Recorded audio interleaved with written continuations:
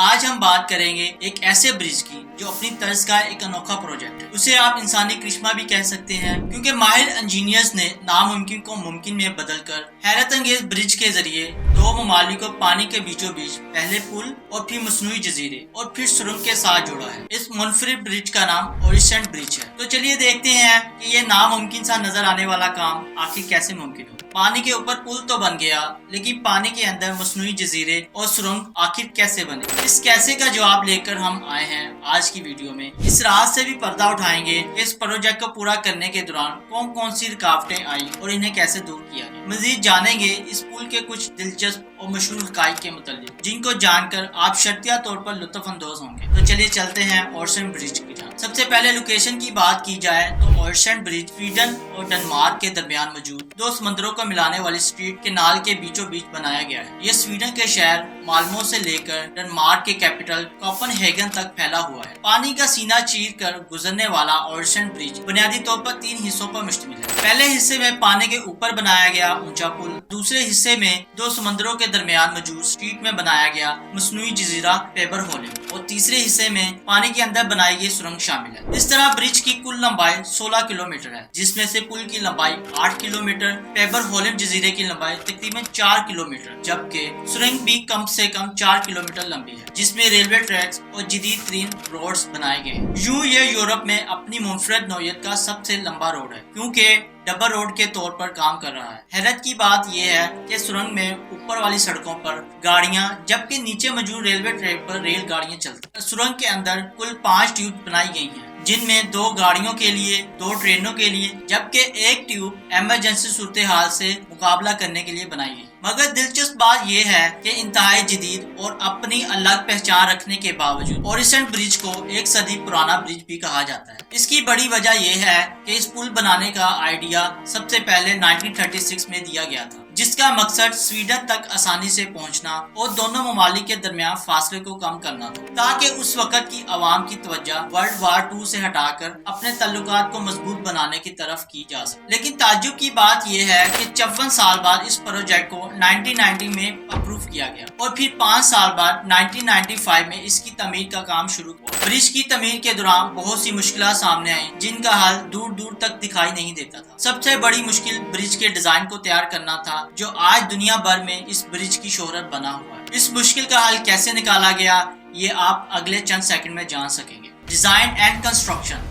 اس bridge کے پہلے حصے یعنی پل کو اس طریقے سے ڈیزائن کیا جانا تھا 2 سمندروں کو ملانے والی اسٹریٹ سے گزرنے والے بحری جہاز اس کے نیچے سے آسانی سے گزر سکے، لیکن اس کو پانی کی سطح سے کافی اونچا بنایا جانا تھا جو اتنا بڑا مسئلہ نہیں تھا. لیکن پل کی اونچائی سے جڑی مشکل یہ تھی کہ قریب ہی ڈنمارک کا مشہور کوپن ہیگن ایئرپورٹ موجود تھا. مطلب کہ پل کو چاہتے ہوئے بھی اتنا اونچا نہیں بنایا جا سکتا تھا کہ نیچے سے بحری جہازوں اور اوپر سے پرواز کے لیے اڑان بھرنے والے اور لینڈنگ کرنے والے ہوائی جہازوں کی راہ میں کسی قسم کی رکاوٹ پیدا نہ ہو. اس مسئلے کے حل کے لیے دنیا بھر کے ماہر انجینئرز کی ٹیم سر پکڑ کر بیٹھ گئی. انجینئرز نے درپیش مسئلے کا یہ حل پیش کیا کہ ہوائی اڈے کی حدود شروع ہونے سے پہلے ہی پانی کے بیچوں بیچ سرنگ کو تشکیل دیا جائے. یہ کہنے میں تو بڑا آسان دکھائی دیتا تھا مگر کرنے میں بے حد مشکل کام تھا. یہی وجہ تھی کہ پیشہ ور آرکیٹیکچرز اس بارے میں الجھن کا شکار تھے. پل کو اس سرنگ میں ہموار طریقے سے شفٹ کیسے کیا جائے. ماہر انجینئرز اور آرکیٹیکچر کی الجھن کی بڑی وجہ قریبی علاقے میں زمین کا موجود نہ ہونا تھا. کیونکہ اورسینٹ برج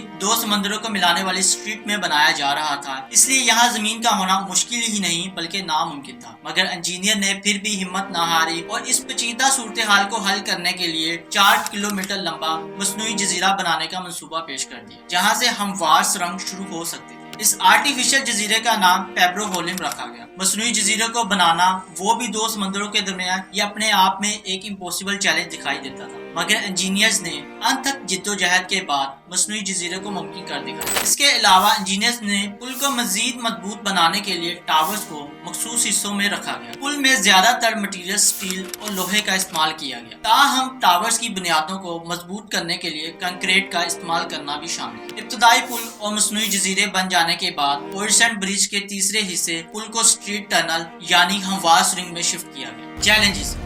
اورسینٹ کو کامیاب بنانے کے دوران कुछ चैलेंजेस का भी सामना करना पड़ा, जिनमें कंस्ट्रक्शन, प्लानिंग और ऑपरेशन चैलेंजेस सरफहरिस्त थे। इसके अलावा ब्रिज को पानी पर बनाते हुए काफी सारी टेक्निकल रुकावटें भी सामने आई, जिनमें पानी की गहराई को मापना, जियो टेक्निकल कंडीशंस और पानी के बहाव को मद्देनजर रखना, जिसके लिए जदीद तरीन इंजीनियर टेक्निक्स का इस्तेमाल किया गया। इसके अलावा दो समंदरों को मिलाने वाले स्ट्रीट में मौजूद आबी जिंदगी को भी डिस्टर्ब किए बगैर ये काम सरअंजाम देना था, क्योंकि इसी वजह को बुनियाद बनाकर इस प्रोजेक्ट को माजी में एक दफा रिजेक्ट किया जा चुका था। पुल की तमीर के इब्तदाई दिनों में ओरसन ब्रिज को पब्लिक और पॉलिटिकल मुखालफत का भी सामना रहा, क्योंकि बहुत से माहौलियाती ग्रुप, पॉलिटिकल पार्टीज और अवाम इस प्रोजेक्ट के खिलाफ थे। एक और मसला दो मुख्तलिफ ममालिक के दरमियान काम का था, जिनके अलग अलग कवानीन थे। चीजों को इस तरह से सेटअप करना था कि दोनों ममालिक एक प्लेटफॉर्म पर बासानी काम कर सके। एक और अहम चैलेंज फंड्स और कॉस्ट मैनेजमेंट था। ब्रिज के इंफ्रास्ट्रक्चर को मजबूत बनाने के लिए ज्यादा इन्वेस्टमेंट की जरूरत थी। फंड्स को इस तरह इस्तेमाल किया जाना मकसूद था कि ज्यादा से ज्यादा फायदा हासिल किया जा सके, ताकि कहीं भी रिसोर्सेज का ज़िया ना हो, जिसके लिए एक सॉलिड प्लानिंग की जरूरत है। माहिर इंजीनियर्स और आर्किटेक्चर्स ने इन सब चैलेंजेस से इंतहाई उम्दा तरीके से निपटा। इस तरह 5 साल के महदूद अरसे में इंजीनियर्स का ये शाहकार वजूद में आ गया। ओरसन ब्रिज की ऑफिशियल ओपनिंग सेरेमनी 14 अगस्त 1919 को डेनमार्क की मलका मार्गरेट डोम और स्वीडन के किंग कार्ल की मौजूदगी में की गई, जबकि जुलाई 2000 में इसे पब्लिक के इस्तेमाल के लिए खोल दिया। टेक्निकल स्पेसिफिकेशन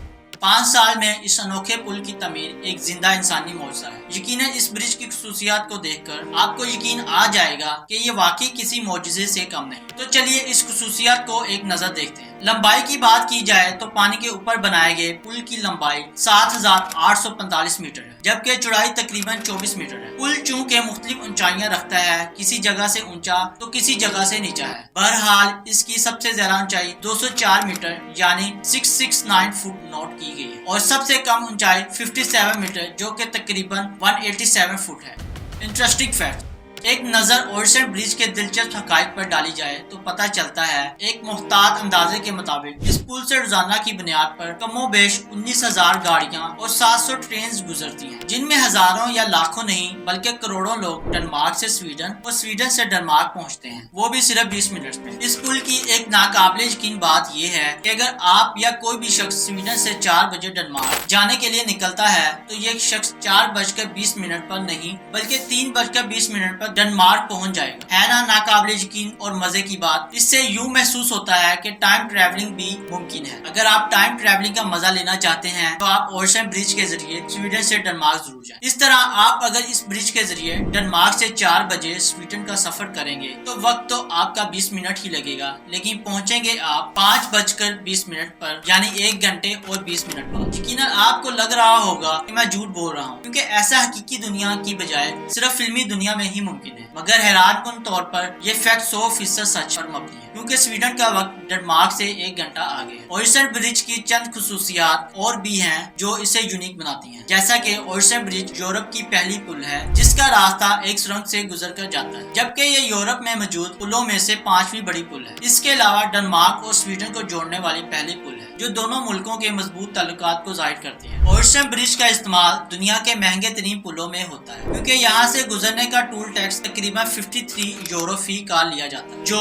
24 मई 2023 के पाकिस्तान करेंसी रेट के मुताबिक तकरीबन 17,000 रुपए फी कार बनता है। इतना ज्यादा टूल टैक्स लेने का मकसद सिर्फ और सिर्फ इस पुल की तमीर के लिए लिए गए कर्जे को वापस करना है, जो इन्हीं टैक्सेस से वापस किया जाना है। How much spent on Orson bridge. कुल मिलाकर ओरसन ब्रिज को मुकम्मल करने में तकरीबन 2.4 बिलियन यूरो की लागत आई, जो पाकिस्तानी करेंसी में तकरीबन 7 खरब 43 अरब 37 करोड़ रुपए बनते हैं। ये एक भारी अमाउंट है, इसलिए स्वीडन और डेनमार्क दोनों ममालिक ने 50-50% इन्वेस्ट किया। मेंटेनेंस। ओरसन ब्रिज के बन जाने के बाद इसे मेंटेन करना भी बहुत ज्यादा जरूरी है, क्योंकि अगर ऐसा ना किया गया तो यह ब्रिज करोड़ों इंसानी और आबी जिंदगियों के लिए खतरा बन सकता है। लिहाजा ब्रिज की मेंटेनेंस के लिए मुकम्मल टीम्स काम कर रही हैं, जो कि इसके किसी भी किस्म के डैमेज को न सिर्फ इंस्पेक्ट करती रहती हैं बल्कि मिलने वाली खराबी को फौरन दुरुस्त भी करती हैं। इसके साथ साथ इसे रंग भी मुस्तकिल बुनियादों पर करवाया जाता है ताकि इसे जंग होने से बचाया जा सके। पुल को बनाते वक्त लोहे और स्टील को इस्तेमाल किया गया है, जिसकी कोटिंग हर थोड़े अरसे बाद की जाती है, और यहाँ पर मौजूद रोड लाइट्स और सिग्नल्स का भी चेक एंड बैलेंस रखा जाता है। इस तरह हर साल ब्रिज की देखभाल और हिफाजत पर करोड़ों का खर्चा आता है। Environmental consideration.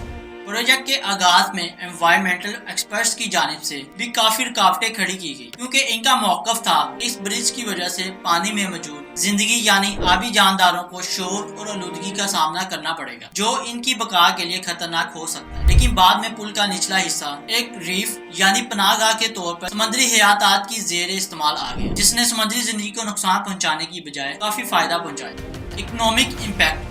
ओशन ब्रिज ने स्वीडन और डेनमार्क की इकोनॉमी को बहुत ज्यादा सहारा भी दिया है और दूसरी जंग अजीम के बाद दोनों मुल्कों की मैशियत काफी कमजोर हो चुकी थी। लेकिन हैरत अंगेज तौर पर इस पुल की तमीर ने मैशियत को खड़ा करने में बहुत अहम किरदार अदा किया। ओशन कंपनी के मुताबिक इस पुल ने डेनमार्क को 57 बिलियन जबकि स्वीडन को 78 बिलियन स्वीडिश क्रोन का फायदा दिया। इसके अलावा दोनों मुल्कों के दरमियान तजारत की बहाली और टूरिज्म को भी फरोग मिला है। इंटरनेशनल रिपोर्ट्स बताती हैं कि न सिर्फ इन दोनों मुल्कों के बशिंदे बल्कि दूसरे यूरोपियन सियाह भी इस अनोखे पुल को विजिट करने के लिए जोक दर जोक चले आते हैं, जिससे सियाहत की इंडस्ट्री पहले से ज्यादा स्ट्रॉन्ग हो गई है। इसके अलावा ब्रिज के आसपास काफी ज्यादा कमर्शियल बिल्डिंग्स और बहुत बड़े प्रोजेक्ट बन जाने की वजह से दोनों इतराब में बहुत सारी जॉब्स के मौके भी पैदा हो गए। इसके बरक्स सफर पहले कई गुना ज्यादा आसान हो गया है, तभी तो ब्रिज के आसपास रहने वाले लोग आज एक जगह से दूसरी जगह आसानी सफर कर रहे हैं। Cultural significance. यह ब्रिज दोनों ममालिक के फासले को तकरीबन खत्म कर चुका है। हर रोज हजारों स्वीडिश लोग डेनमार्क आते हैं और इतने ही स्वीडन जाते हैं, जिसके बायस दोनों ममालिक का कल्चर भी बहुत तेजी से फैला है, जिसका सबूत इस बात से मिलता है कि पुल के साथ वाला इलाका इन दोनों मुल्कों की सकाफत का मिक्सचर बन चुका है। ये थी आज की वीडियो, जिसमें हमने बात की इंसान के बनाए हुए करिश्मे की और देखा कि कैसे इंसान ने अपनी अक्ल को इस्तेमाल करते हुए बज़ाहिर एक अनोखा मगर नामुमकिन नजर आने वाले काम को मुमकिन कर दिखाया। उम्मीद है कि आपको वीडियो इंफॉर्मेटिव लगी होगी। मिलते हैं अगली वीडियो में, तब तक अपना और अपने प्यारों का ख्याल रखिए।